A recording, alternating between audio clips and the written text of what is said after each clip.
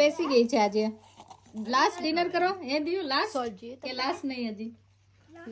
last નહીં last શું જમે તું શું જમે છે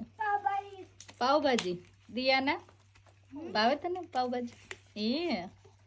સ્નેહન તો બહુ ભાવે આ છોકરીઓ બે બરાબર જો તેજલ ની મસ્ત બાજી હો યાદ આવશે હો તેજલ તારી બાજી આજે અમારે બીજા આવી ગયા છે અમારી સાથે જમવા સાનું સ્માઈલ કરીશ નહીં શરમાઈ ગઈ તમારે